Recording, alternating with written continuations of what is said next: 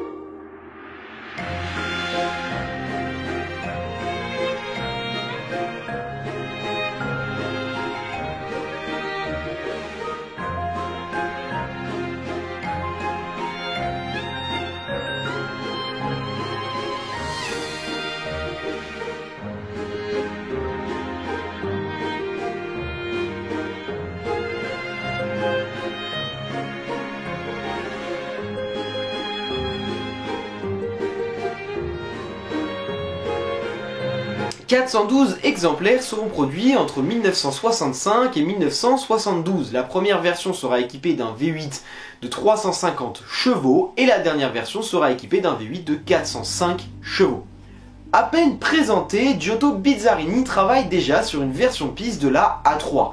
En fait, c'est ça qui l'intéresse. Lui, il veut une voiture de piste capable de rivaliser avec des Ferrari, des Aston Martin, des Jaguar, des Porsche, et en même temps qui a un design somptueux et fin. Pour ça, il va complètement redesigner la A3. Et il va tellement la redesigner que quand elle sort en 1963, on ne dirait plus une A3. Elle s'appelle alors la A3C.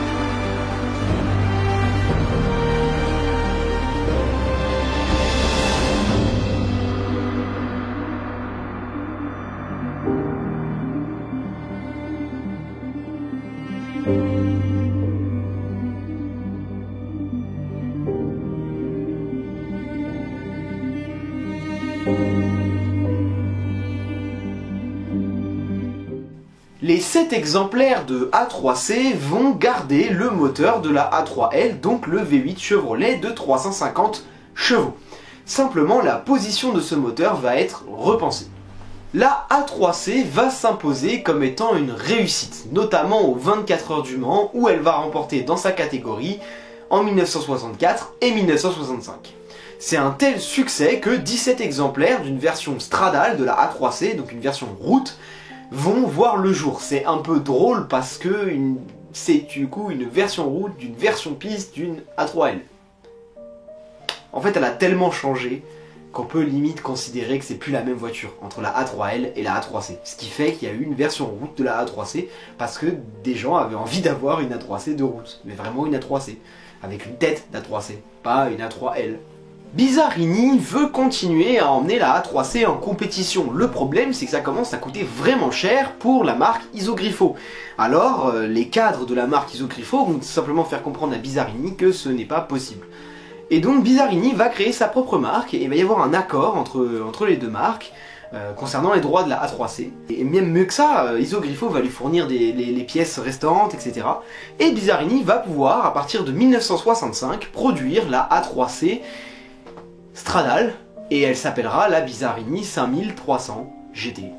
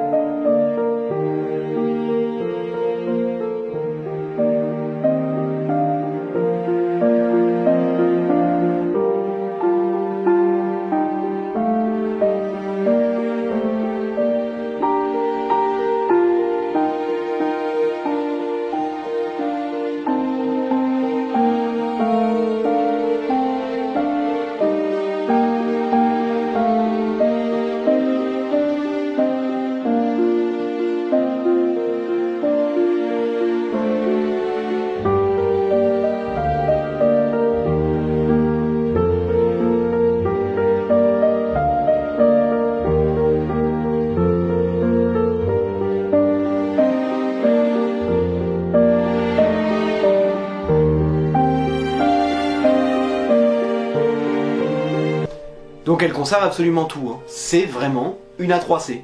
Voilà, c'est la même voiture. Et d'ailleurs, va y avoir une version course qui va s'appeler Bizarini 5300 GT Corsa, et donc qui remplacera tout simplement la A3C de course. Malheureusement, le palmarès de la 5300 GT sera beaucoup plus bas que celui de la A3C. Elle devra même abandonner certaines éditions du Mans. Donc ouais, non, pas ouf. Il y aura quand même un petit changement, excusez-moi de cette erreur, c'est que le moteur va passer à 400 chevaux. Rencontrant beaucoup de problèmes financiers, la marque Bizarini va sortir en 1966 une version low cost de la 5300 GT, nommée la 1900 GT Europa. La 1900 GT Europa embarque un moteur de marque Opel, c'est un 4 cylindres de 1.9 litres développant 110 chevaux. Alors ouais, on n'est plus du tout sur le même genre de voiture. Là, c'est une petite voiture tranquille, voilà, faut pas la brusquer. Elle atteint quand même les 200 et quelques km/h, 205 je crois.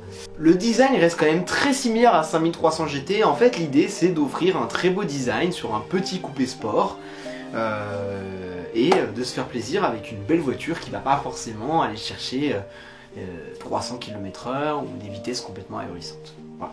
Malheureusement, la 1900 GT ne remplira pas son rôle et la marque Bizarini va sombrer en 1969. Niveau prix, la Isogriffo A3L, donc celle qui était à l'origine de tout ça, va coûter entre 250 000 et 400 000 euros, ce qui reste relativement raisonnable pour une voiture de cette époque, une voiture avec un petit moteur V8, etc. Enfin voilà, c'est une voiture correcte pour un prix relativement correct. Ensuite, on va aller chercher la A3C, donc qui est la plus rare de celles dont je vous ai parlé, hein. Donc seulement 7 exemplaires de course et quelques exemplaires de route, on n'a même pas le nombre exact d'exemplaires de route. Et bref, là, ça va aller chercher entre 1,5 million et 1,8 million euros. Ouais, ça tape un peu. Ensuite, il y a la Bizarini 5300 GT. Alors la Bizarini 5300 GT, elle vaut bien sûr moins cher, Tout simplement pourquoi? Parce qu'il y a eu beaucoup plus d'exemplaires. Donc là on va aller chercher entre 600 000 et 1,2 million. En fait, les modèles courses vont être un peu plus chers que les modèles route. Quand même. Enfin, on a la 1900 GT, donc la 5300 GT low cost dont je vous ai parlé à la fin, qui elle va aller chercher aux alentours des 300 000 €. Voilà, j'espère que tu as kiffé cette vidéo. Si c'est le cas, n'hésite pas à t'abonner, laisser un petit pouce bleu, un commentaire. Encore une fois, je t'invite, s'il y a une voiture dont tu as envie d'entendre parler, de me le demander en commentaire. Et voilà, je vais essayer de faire au plus vite. Faut pas oublier qu'à chaque fois j'ai quelques vidéos d'avance de tournée, donc si on m'envoie une demande, ça mettra un petit peu de temps à arriver. Voilà. Salut!